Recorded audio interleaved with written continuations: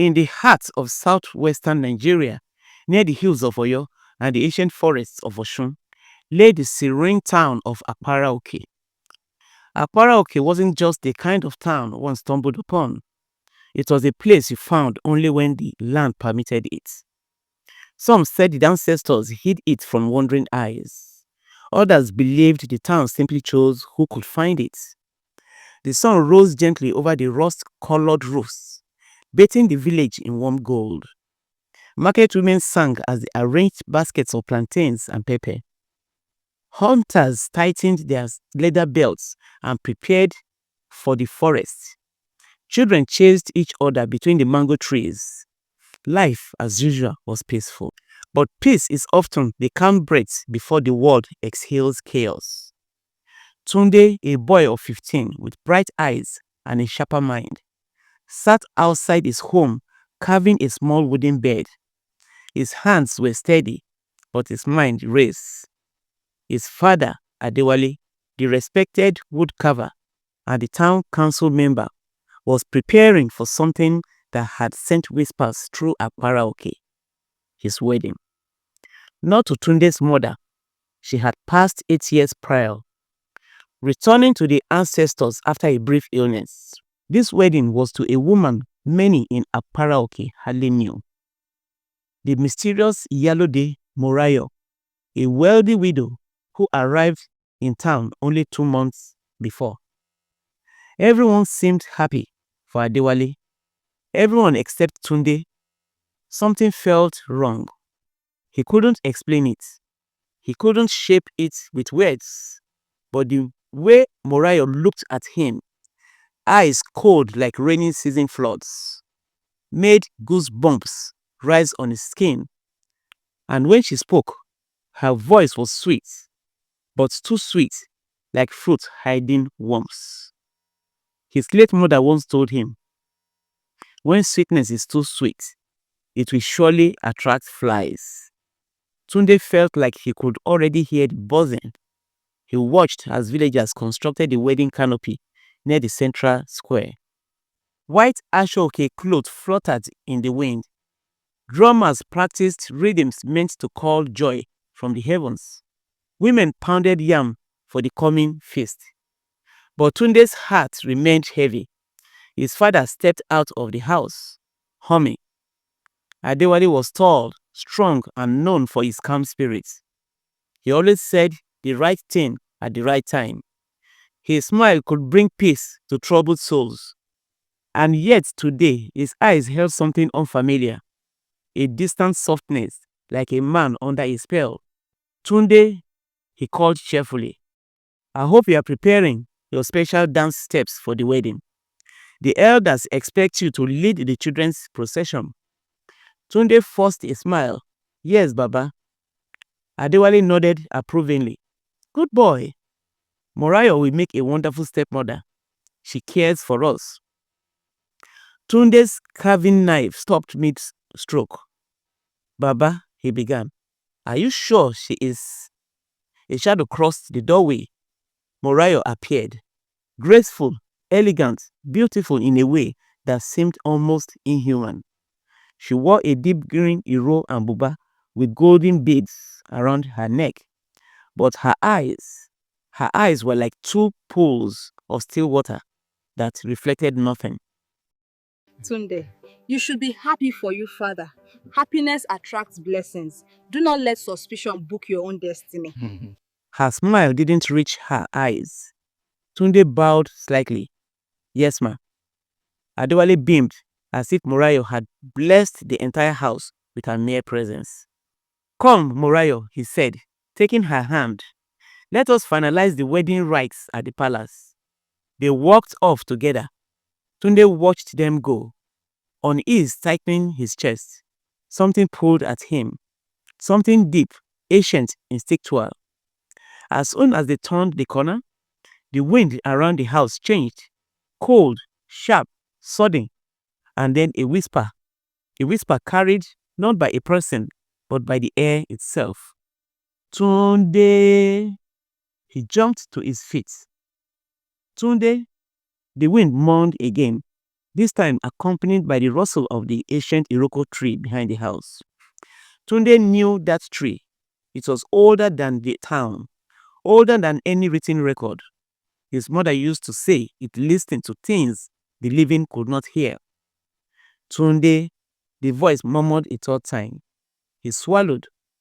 Who? Who is calling me? He whispered.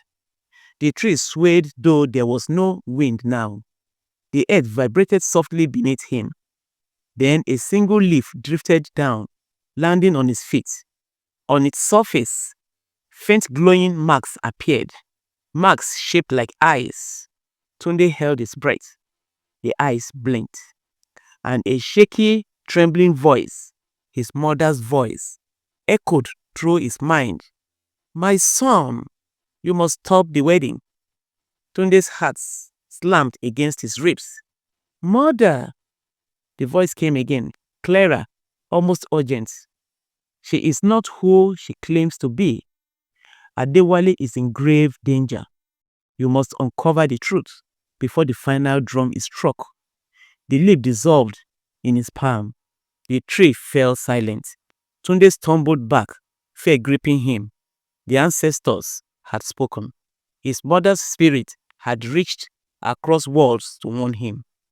Whatever Morayo was, she was far from human, and Adewale was walking straight into destruction. Tunde knew one thing. He had to stop the wedding. But how does a boy challenge a woman who may not even belong to the world of mortals? How does a child stand against the darkness that wears a smile?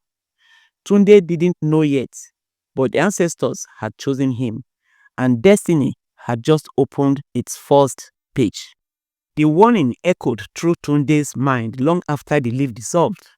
His mother's voice, soft, trembling, urgent, wrapped around his heart like cold fingers. The world suddenly felt different, too quiet, too still, as if holding its breath with him. He sat on the wooden stool outside the house, staring at the path Adewale and Morayo had taken. The sunlight was bright, but he couldn't shake the chill that crept up his spine. She's not who she claims to be. The words repeated again and again. Tunde rubbed his arms, trying to warm himself. He needed answers, and there was only one place in Apara-Oke where ancient answers slept. The shrine of Baba Ogunremi, the oldest seer in the region. But the moment he rose to leave, someone blocked his path. Morayo. She stood less than 3 steps away, staring at him. He hadn't heard her footsteps. She simply appeared. Tunde, she said softly, too softly, a serpent hiding under silk.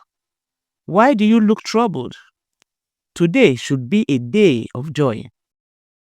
Your father is inside finalizing the bride price list.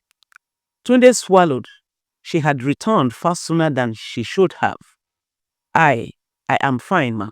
She tilted her head slowly, watching him with eyes too sharp, too knowing. Tunde felt an invisible pressure on his chest, like her gaze was pushing into him. Then she asked a question that froze his blood. Did you hear anything? Or anyone calling you? His throat tightened. She knew. She knew something had happened. No, Tunde forced out. I didn't hear anything. Her smile widened.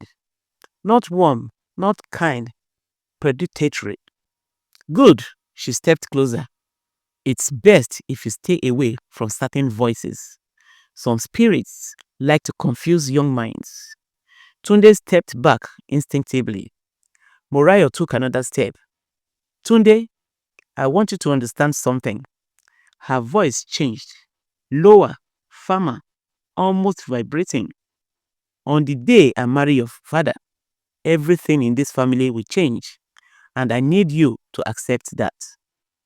He clenched his fists. What if I don't? For the first time, Morayo's smile disappeared. The air around her darkened, literally. A faint shadow seemed to coil around her feet like black smoke. Her eyes flashed, but only for a second. Then she leaned closer and whispered, "Children who reject change often disappear." Tunde's breath caught. Morayo straightened, the shadow beneath her vanishing as quickly as it formed. She smoothed her clothes and turned towards the house. "Your father will call you son. Behave yourself." She entered the house without another glance. Tunde stood rooted to the ground, heart pounding so loudly it drowned out the market noises. He didn't imagine the shadow. He didn't imagine the sudden cold. Morayo wasn't just dangerous. She was powerful, too powerful. And somehow she sensed the presence of the ancestors. He whispered to himself, shaking, "What is she?"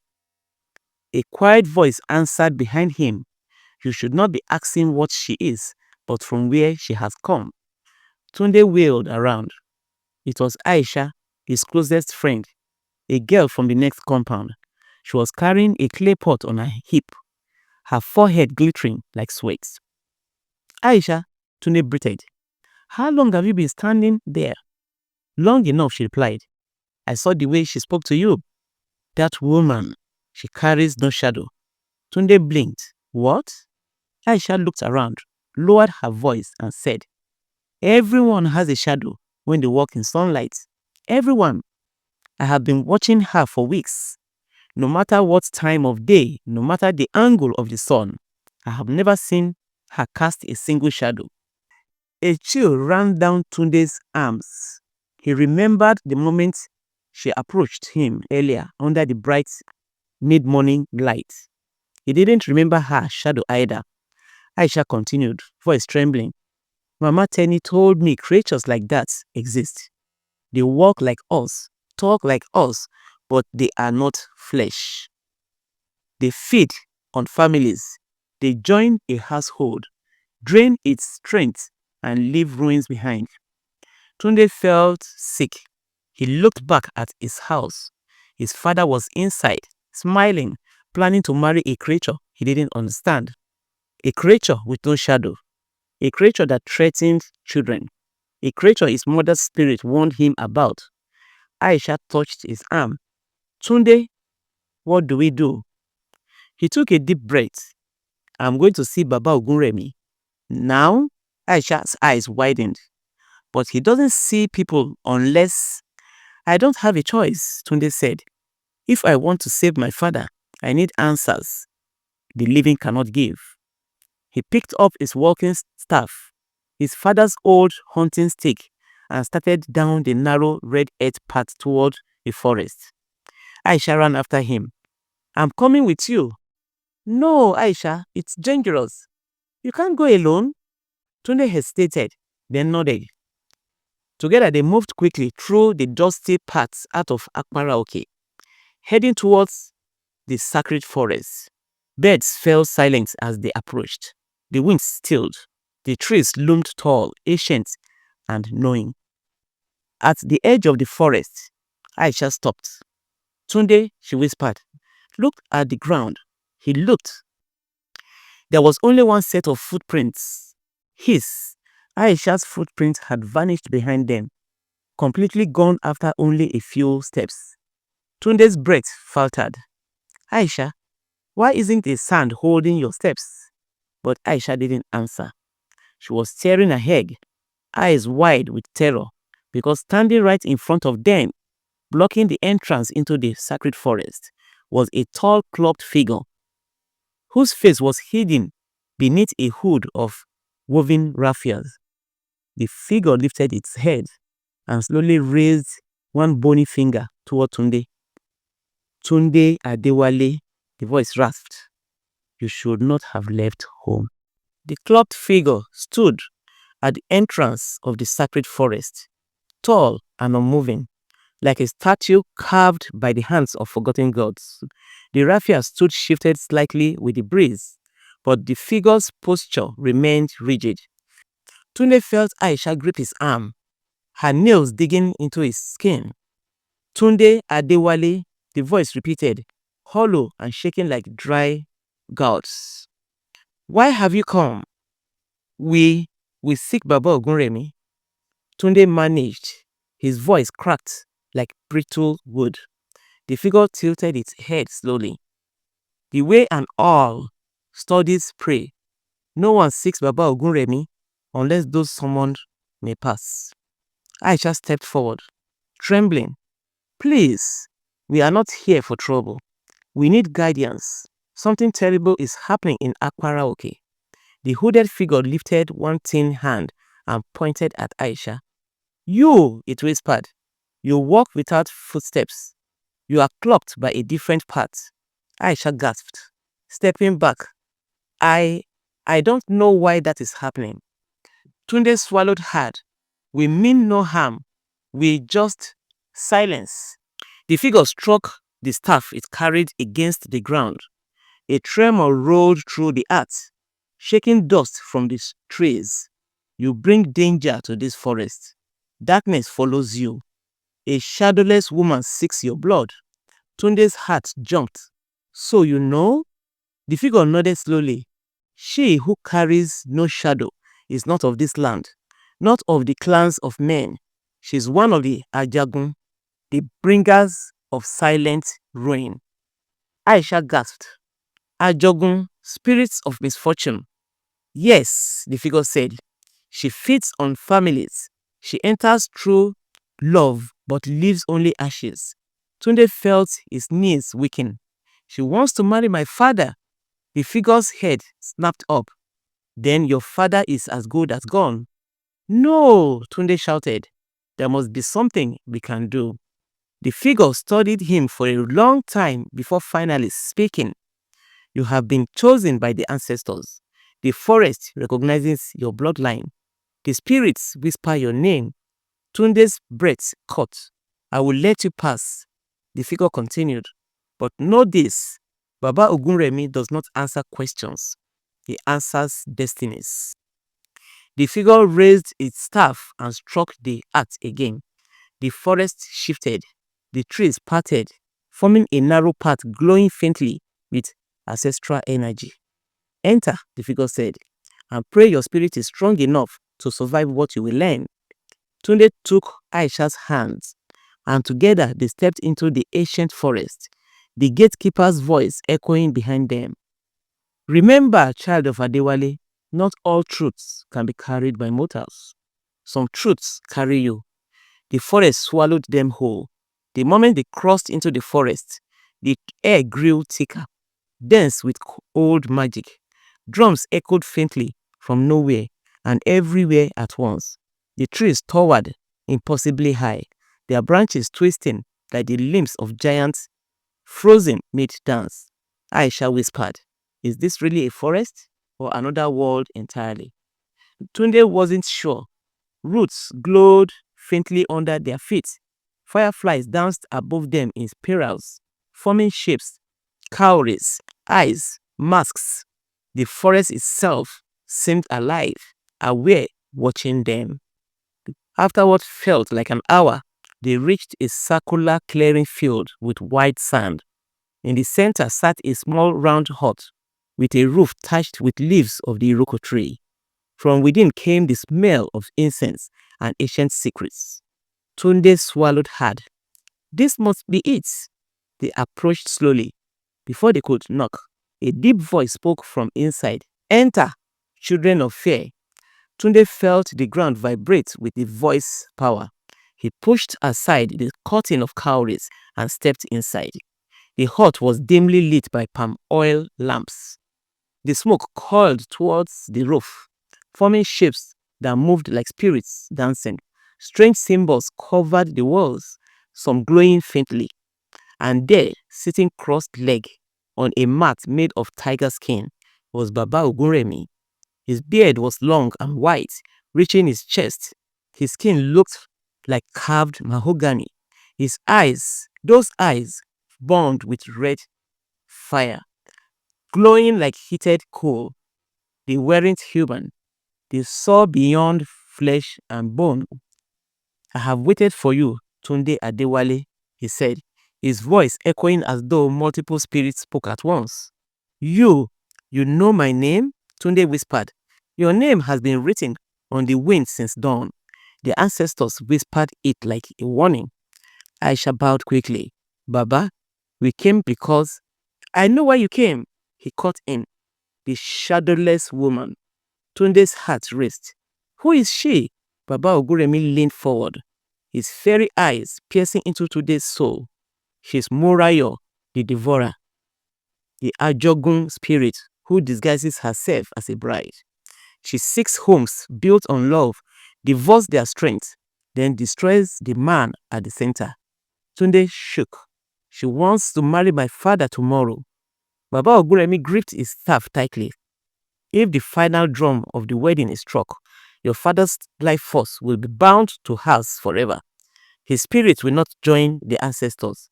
He will become empty. Aisha covered her mouth. What do we do? The old seer lifted his staff and slammed it into the earth. Sparks erupted. Tunde Adewale, you must stop the wedding. But how? She's too powerful. Baba Oguremi stood, towering like an ancient oak. You will not fight her strength. You will fight her truth. What does that mean? The old man turned, pulling a wrapped object from a calabash. He placed it into Tunde's hands. A small wooden mask. Simple, plain, but pulsing faintly with life. This is the mask of Ashe, the mask of revelation. It shows the true form of anything that hides behind lies. Tunde held it carefully. Will it reveal what she truly is? Yes. But beware. When you reveal a spirit's truth, the spirit will try to destroy you. Tunde breathed out shakily. If it means saving my father, I will do it. Baba Ogunremi nodded slowly. Then your journey has begun. The forest was no gentler on the way out. In fact, it felt harsher. Wind colder, shadows deeper, silence heavier. Aisha clutched Tunde's arm as they walked. Do you feel that? She whispered. Tunde did. Someone or something was following them. Every few steps, he heard faint footfalls. Leaves crackled, branches trembled, but every time he turned, the forest looked completely still. Tunde, Aisha whispered shakily. Up there. He followed her gaze upward. A pair of glowing yellow eyes stared at them from a high branch. Then another pair. Then another. Within seconds, at least 6 sets of eyes glowed down from the tree, watching silently. Aisha whimpered. Are they animals? No, Tunde said softly. Animals blink. The eyes didn't blink. They only watched. Then one of them spoke, its voice like a whisper carried through a hollow bone. Return the mask, child of Adewale. Tunde froze. Another voice joined the first. Return it or lose your name. Aisha pulled him desperately. Tunde, we need to move. He clutched the mask tightly and began running. The forest erupted into chaos. Branches snapped behind them. The glowing eyes moved, fast, limping from tree to tree. Shadows slithered across the ground like snakes. Whispering voices overlapped. Give it back. Give it back. They reached the forest entrance, and standing there was the raffia-cloaked gatekeeper. Run, it commanded, patting the trees with one sweep of its staff. Tunde and Aisha burst through the opening. The moment they stepped into the sunlight, the whispers vanished. The eyes retreated. The forest fell silent. The gatekeeper turned to Tunde. You now carry truth. Truth is heavier than stone. Tunde nodded, breathless. Thank you. The gatekeeper pointed towards the town. Go, your time is short. The wedding drums have started. Tunde's heart jumped. They ran back towards Apara-Oke. The mask clutched tightly under his arm. Tomorrow was the wedding, and the drums were already warming. Apara-Oke looked innocent under the after sun. But Tunde felt the heaviness in the air. Something unnatural pressed upon the entire town. When they reached Tunde's compound, he stopped dead in his tracks. Morayo was standing in the window of his father's room, staring at him. Her smile was wider than before. Too wide, Aisha trembled. Tunde, she's been waiting for you. Morayo stepped out, her green wrapper glowing like serpent scales in the sun.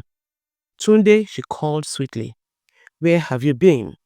Your father was worried. Tunde hid the marks behind his back. I had things to do. Morayo stepped closer, her eyes fixed on him. You smell of the forest. He froze. Aisha stepped in front of him, defensive. We were just walking. Morayo ignored her. Tunde, the forest does not call children for nothing.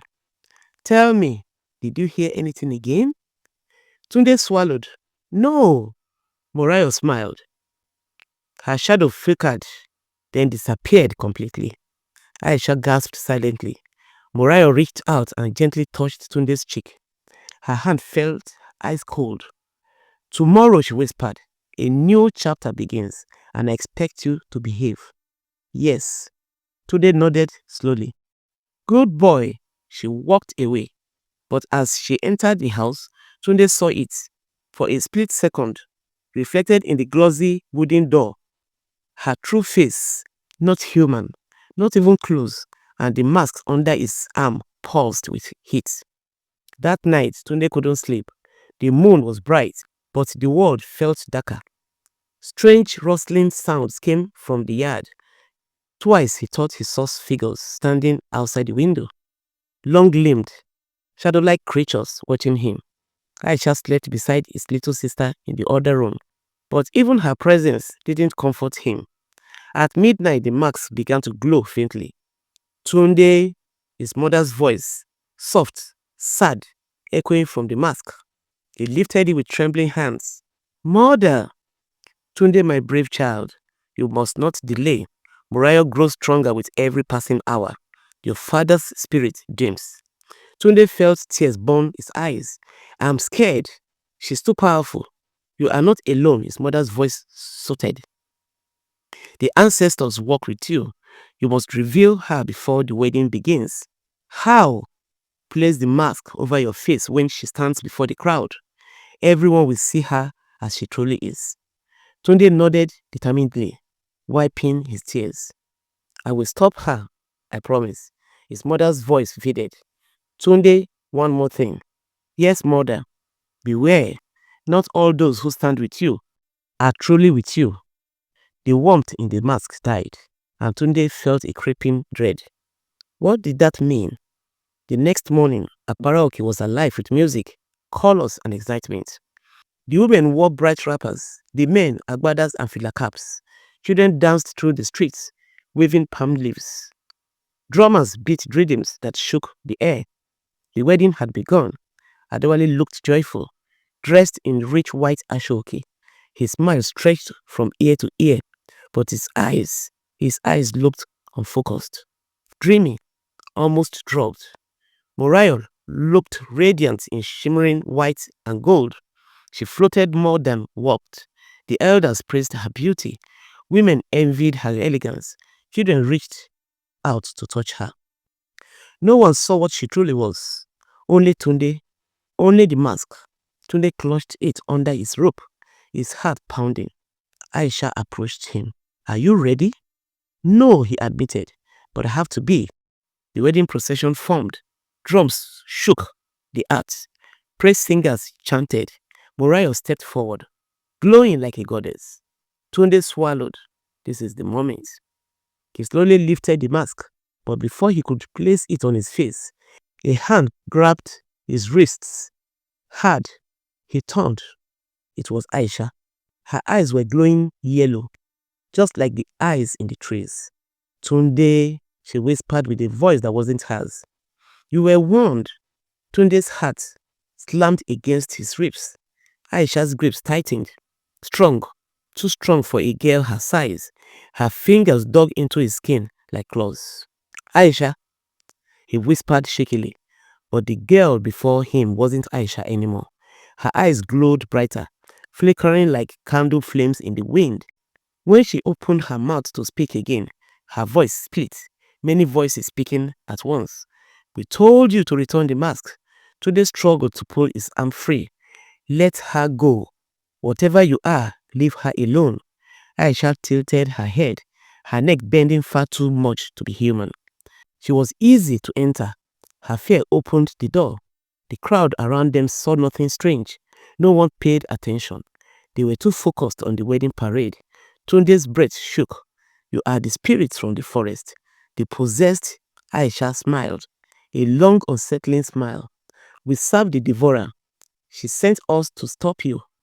Morayo, even from across the compound, she turned and looked in that direction. She saw Tunde struggling. Her smile widened. She knew he was trapped. Aisha tightened her grip further. Give us the mask. No, she bent closer, whispering into his ear. If you don't, the girl will not survive. Tunde's heart pounded. He couldn't let anything happen to Aisha, but he couldn't surrender the mask either. His father's life depended on it. Tunde took a deep breath. Fine, he said. I will give it to you. Aisha loosened her grip slightly. Good. The many voices whispering said, hand it over. Tunde reached into his rope. His fingers brushed the mask. Then he closed his eyes and remembered Baba Oguremi's words. Truth is heavier than stone. Carry it with courage. He took one more breath and ran. So fast he tore free from Aisha's grip before she could react. She screamed, her voice echoing like 100 birds shrieking at once. The masked spirits in the trees erupted in fury. Guests looked up in confusion. Drummers faltered. Women gasped. Morayo's eyes flashed with deadly rage. Stop him, she screamed. Tunde sprinted through the crowd, clutching the mask. But the possessed Aisha leaped after him with inhuman speed. Tunde ducked under a vendor's table. Aisha crashed into it, smashing pots and scattering kola nuts everywhere. Gasps erupted around the compound. Villagers finally noticed something was wrong. Children screamed. Elders muttered incantations. The drummers dropped their sticks. Morayo raised her hand. The wind opened. A gust of supernatural force blasted through the square, knocking people off balance and sending dust wailing into a small storm. Tunde shielded his face, but then he saw it. Adewale, his father, stood in the center of the storm, blinking slowly as if waking from a dream. Tunde, he whispered. Tunde tried to run to him, but Morayo snapped her fingers. Adewale froze. His body stiffened. His eyes glazed over again. He was fully under her control now. Morayo's voice boomed through the compound, shaking the air. Bring me the boy. The possessed Aisha lunged. Tunde turned and came face to face with something worse. A towering shadow creature pulling itself out of the ground, black as night, with no face except two golden eyes. It reached for him. Tunde stumbled back. He had only one choice now.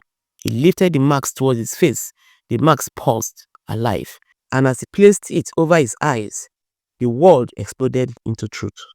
The moment the mask touched Tunde's face, the world changed.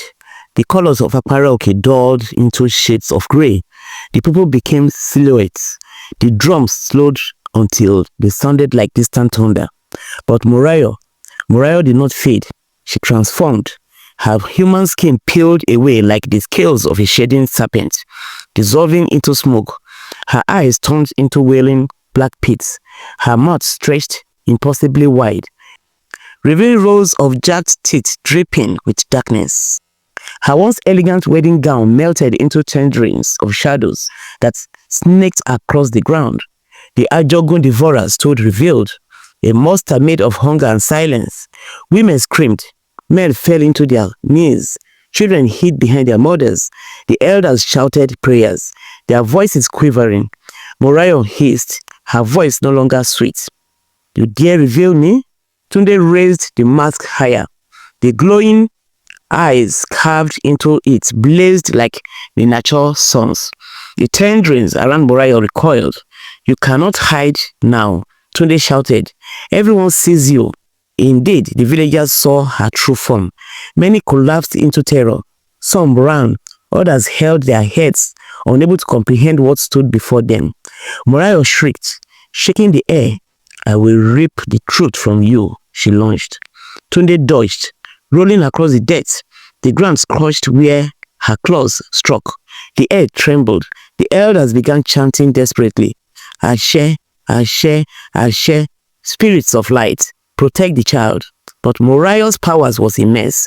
Shadows rose like a storm. Aisha, no longer possessed, lay unconscious nearby, freed the moment the mask revealed truth. The shadow spirits fled her body, screaming as the mask's light burnt them. Tunde looked up and saw Morayo bouncing towards him like a wrapped lion. Claws outstretched. He raised the mask defensively, but the force of her attack sent him flying. He crashed into the ground, pain exploding through his ribs.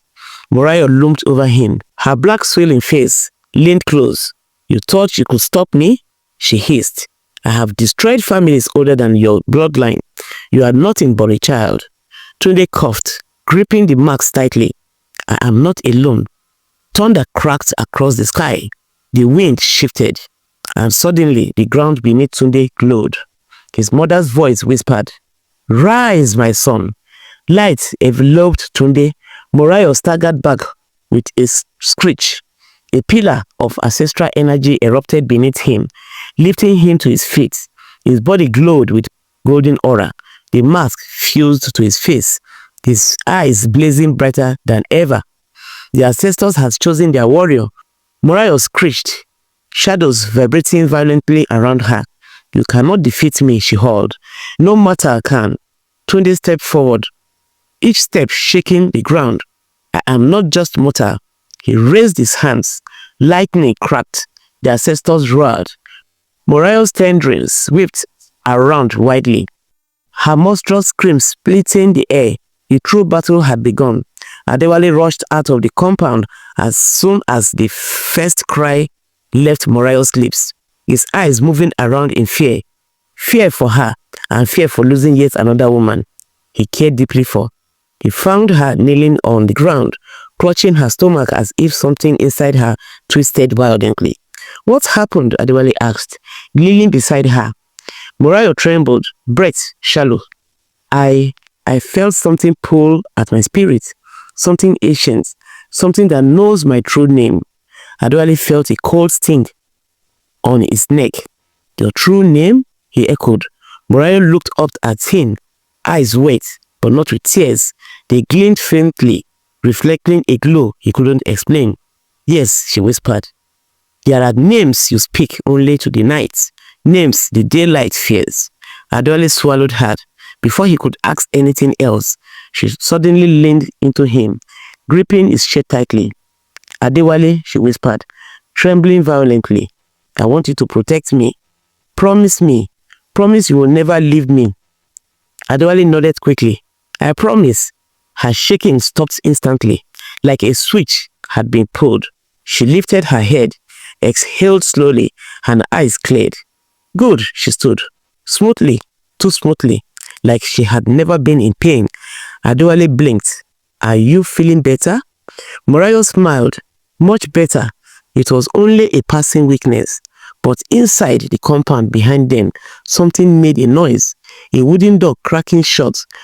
Both turned. Adewale saw nothing, but Morayo's face changed. Her smile died.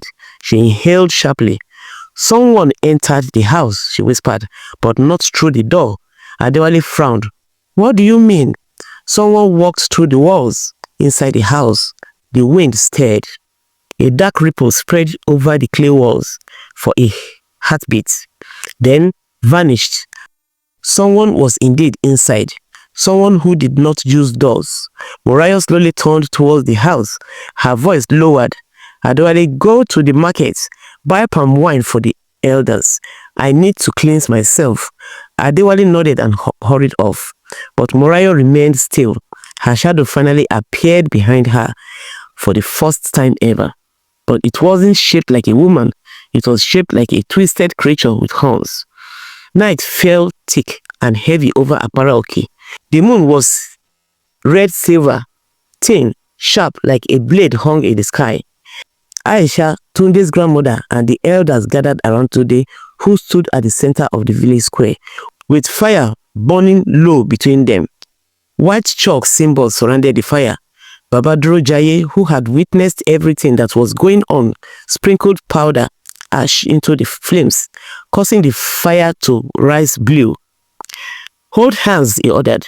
Tunde took Aisha's left hand. Grandmother took his right. The chant began. 7 elders, 7 voices, 7 lines, each one calling the spirits, each one thinning the fabric between walls. As they chanted, Tunde felt the ground beneath him shift slightly, like the earth had become water. Aisha's grip tightened. Tunde, do you feel that? Yes. The air thickened. Wind stopped. Sound died. Then a sharp crack split the sky. A tear, thin, glowing, opened above the fire. It hummed with power, whispered with voices, pulsed with colors not meant for mortal eyes. Baba Jaye whispered, the veil between walls. The tear widened. A path of light descended. A whisper floated down. Tunde. His blood chilled. Morayo, calling him. The elder nodded at Tunde. Step forward. Aisha will anchor you. Speak only truth. Fear nothing, for fear feeds spirits. Aisha stepped closer. Tunde, come back to me, the voice continued. Promise, I promise. He squeezed her hand and stepped into the veil. Light swallowed him. Colors spun around him. Voices whispered ancient songs. He fell through darkness, through memory, through dream, until finally he landed on a glowing ground. A world of reflections and shadows. A world not ruled by humans. A world where spirits showed their true faces, and standing at the center, her back turned, was Morayo, but not the Morayo of flesh, Morayo of spirit. Tall, twisted, beautiful, terrifying. She turned slowly, her true eyes burning like coals. Tunde Adewale, she said, voice echoing across the room. You came to destroy me. Tunde stood firm. No, I came to end what you started. Her smile stretched unnaturally. Then, step forward, child of destiny. The battle for both worlds was about to begin. Morayo's true form radiated a fierce beauty, both captivating and horrifying. Her hair flowed like living shadows, each strand written like smoke. Her skin shimmered as if carved from black crystal, and around her feet, the ground cracked, unable to withstand the weight of her presence. Tunde tried not to tremble. The mask on his face burned painfully, reacting to her nearness. Morayo circled him slowly. You carry echoes of your mother, she said. I can smell her in your blood, that cursed spirit who shielded you. Tunde clenched his jaw. Do not speak about my mother. Morayo smirked. She feared me. She feared beings like me, and she died because she refused to understand us. Tunde stepped forward. She died saving me. Yes, Morayo hissed, and I will undo her sacrifice. She extended her hand. Black mist spiraled towards him. The mask on Tunde's face pulsed and absorbed the mist. Tunde gasped as ice-cold wind shot through him. Morayo tilted her head. You still resist. Good. Fighting makes destiny stronger. Tunde steadied himself. I am not your destiny. Morayo's expression shifted, almost sad. You misunderstand, Tunde. I do not wish to kill you. Tunde froze. What? Morayo's voice grew gentle, almost seductive. At first, I came only for your father. His faith was bright, easy to feed on. But then I sensed you. Her eyes softened. I sensed your future, a blazing destiny, a path that would echo for. Tunde stepped back. You wanted my father. Now you want me. I want to keep you, she corrected. Not consume you. Not drain you. Keep you. He felt sick. Morayo extended her hand again. You can rule beside me. Be my link to the mortal world. Live beyond time. Every destiny could bow to you. Tunde shook his head. Never. Morayo's face darkened. Tunde lifted the cracked mirror of Odoibo, one out of the other things sent to him by Baba Oguremi to help him out.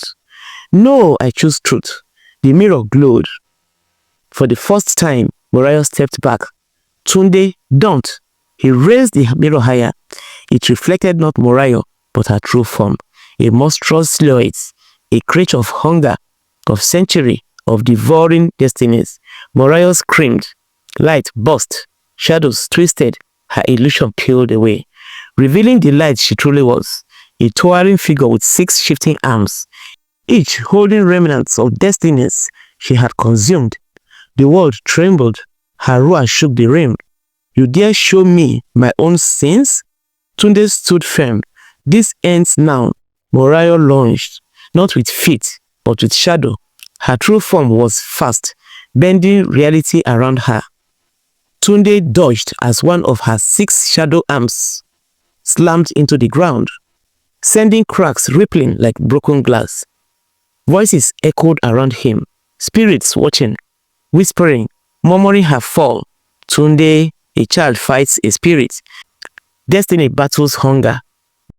Morayo snarled and unleashed a wave of dark wind that sent Tunde tumbling. He hit the ground hard, pain racing through his spine. Aisha's voice echoed faintly from the mortal realm. Tunde, come back, he gasped, forcing himself to rise. Morayo floated above him, glowing with cold fury. You cannot win, she boomed. I have walked this ring for 1,000 years. I have consumed kings, seers, warriors. Tunde raised the tear stone of Iyalode. The stone glowed blue, and Morayo screeched as cracks spread across her form. You hold the tear of a spirit I destroyed? She roared. Tunde gritted his teeth. And now it destroys you. She rushed again. This time Tunde leaped aside, holding the burning feather. It ignited with fierce blue fire, the fire of the spirit who once haunted Iyalode. Morayo recoiled. You carry weapons meant for me. They were left by those you hurt, Tunde said, and they will end you. Morayo's shadowed arms slammed towards him, but the feather sliced through one, burning it to ashes. Morayo screamed. Pieces of her dark form crumbled, but she didn't weaken. She only grew more enraged. You want to save your father, your village, yourself, she growled. Her form expanded. The sky darkened. Then give me the one thing I want most. Tunde glared. I will give you nothing. Morayo leaned down until her face was inches from his. Then you will lose everything.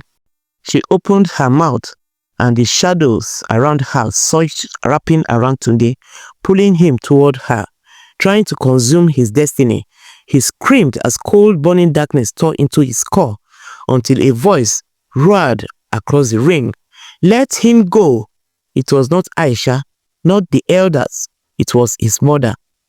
Her spirit burst into the realm in a swirl of golden light, and the battle shifted. Golden light poured into the realm, like dawn breaking through endless light. Morayo shrieked, covering her face as cracks split her shadow skin. Tunde fell to his knees, gasping for breath. A soft hand touched his shoulder. Tunde, my son. He looked up and froze. His mother stood before him, not in flesh, but in radiant spirit form. Her hair flowed like sunlight. Her eyes glowed with warmth and sorrow. Her presence calmed the entire realm. Mama, Tunde whispered. She smiled gently. You have grown strong.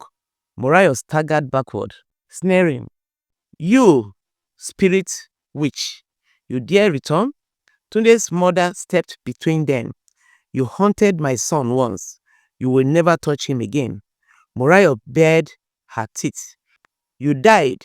I saw your final breath. My body died, his mother said softly. But a mother's spirit does not end. I remained to protect the one I love. Tunde felt tears fall. Mama, I thought you were gone. She cupped his face. I never left. Morayo's form twisted with fury. Enough, she roared. He is mine. His destiny blazes too brightly for you to shield. She lunged. Tunde's mother raised his hands, and golden waves exploded outward. Morayo crashed backward, screaming as light burned through her. Tunde's mother turned to him urgently. Tunde, you must end her now. I cannot hold her long. Tunde nodded, gripping the three truths: the glowing mirror, the tear stone, and the burning feather. His mother's voice threatened him. She feeds on destinies. So remove her from it. Strip her of the futures she has stolen. How? The truths, his mother said. Break them over her core. They will unravel her. Morayo growled, straining against the golden barrier. Foolish boy, you think the truths can bind me? Tunde lifted the cracked mirror. Light beamed from it. You hide your true face. He shattered the mirror against Morayo's chest. She screamed, a bright tear ripping through her form. Tunde lifted the tear stone. You hide your pain. He thrust the stone into her second core, where the shadows pulsed with sudden sorrow. Her body convulsed violently. Finally, he lifted the burning feather. You hide your crimes. He plunged it into her center. Morayo shrieked with a sound that shook both worlds. Her shadow skin shattered. Her stolen destinies scattered like stars. Her monstrous form collapsed inward. She fell to her knees, weak, ragged, unstable. Tunde stepped forward, trembling. Morayo raised her head in a broken whisper. Please, Tunde, don't let me fade. Tunde froze. His mother whispered, Finish it, son. He tightened his grip, ready to deliver the final blow, until Morayo's true face flickered through the shadows, and for the first time, she looked afraid. Tunde stared at Morayo, once a terror, now a trembling shadow of her former self. Her 6 arms had withered, her eyes flickered weakly, her voice crackled like dry leaves. Tunde, her plea trembled through the realm. I do not want to die. His mother hovered beside him, glowing, steady. You cannot trust her, she warned gently. Spirits like her do not change. If she survives, she will rise again. Hungrier, Morayo's head dropped. I was not always this monster, Tunde hesitated. Morayo lifted her eyes. No rage, no tricks, just despair. I consumed destinies because I was empty, because I was made hollow, because once, long ago, someone stripped my destiny from me. Tunde's breath caught. I was once like your mother, Morayo whispered, a guardian spirit, a protector, but I trusted the wrong mortal. He betrayed me, cursed me, trapped me in hunger.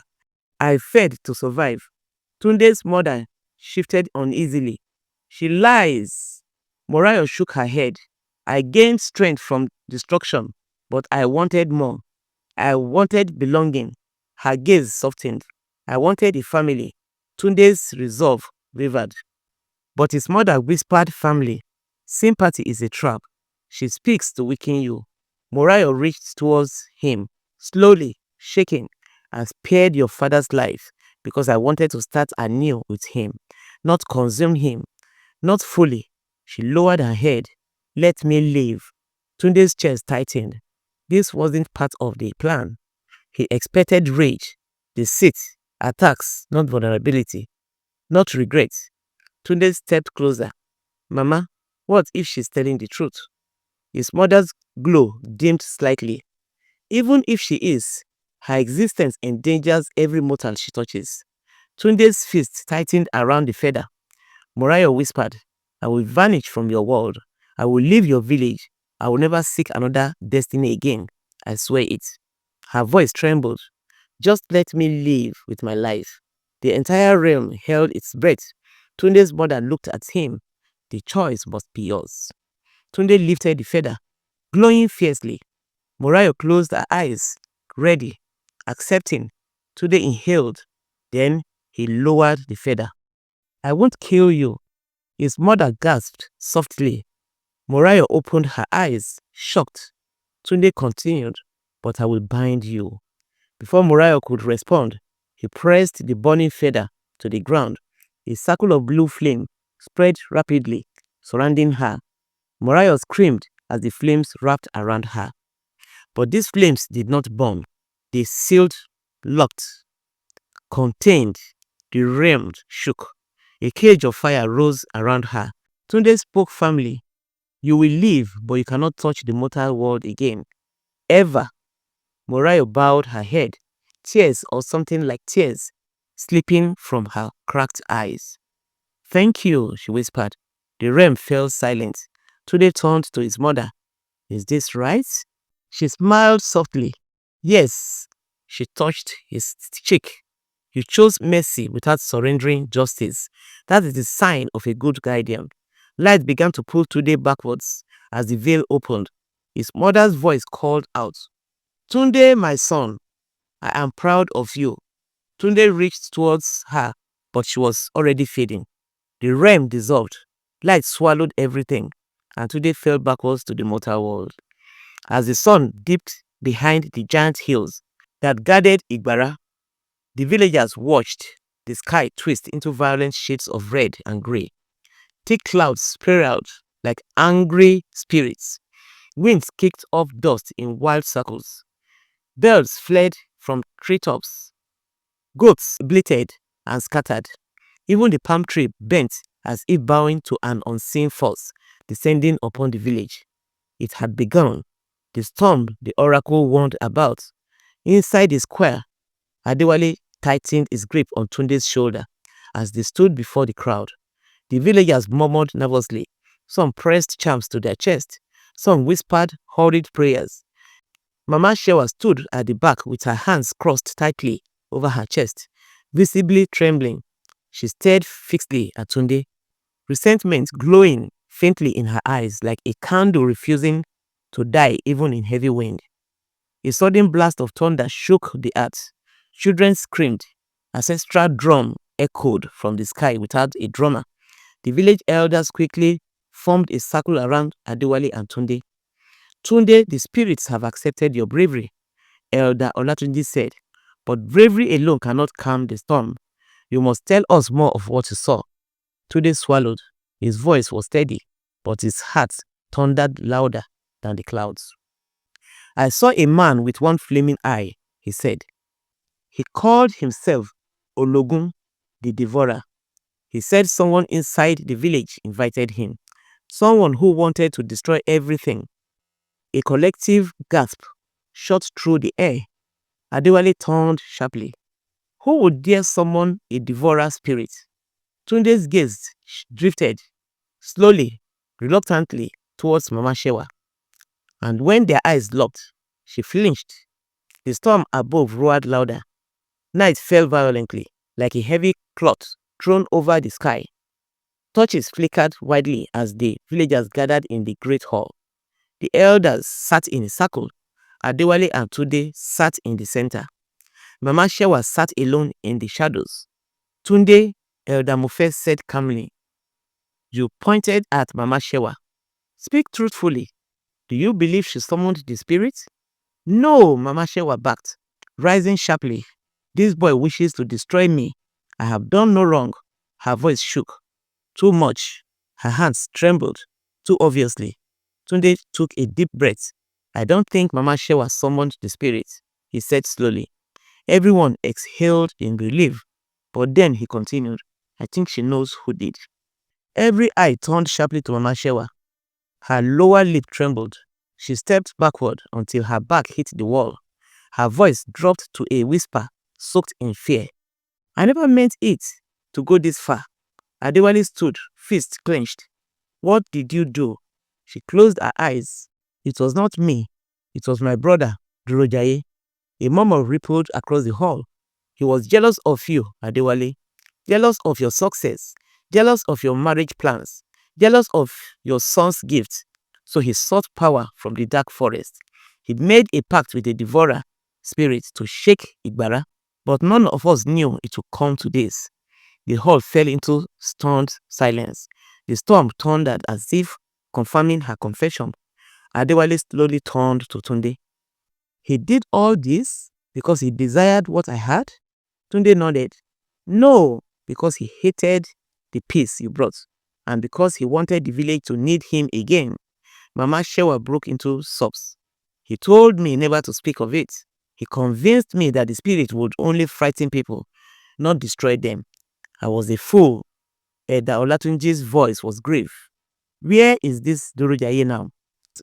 Mama Shewa's answer chilled every bone in the hall. He is already gone, to awaken the spirit fully. The storm roared. The ground shook. Torches blew out. The devourer was rising. Thank you all for watching. If you enjoyed this beautiful story, please drop a like on the video and leave a comment on your favorite part of the story, moral lessons, and so on your notification bell so that you can get notified anytime a new and interesting video is released. If you believe in second chances, if you believe scars can become symbols of strength, share this story. Let it reach someone who's still fighting their past. Subscribe to my channel, Folktales by Queen Mother, for more real African stories that inspire, transform, and live forever in your heart. Please be rest assured that if you support me by liking, commenting, and subscribing to my channel, you will always stay motivated.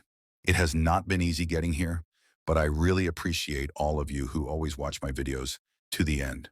It's a lot of hard work, days of sleepless nights before one of these videos you watch on this channel is produced. I am counting on your support always to take this channel to the top. Thank you once again for your unwavering love and support. God bless you all.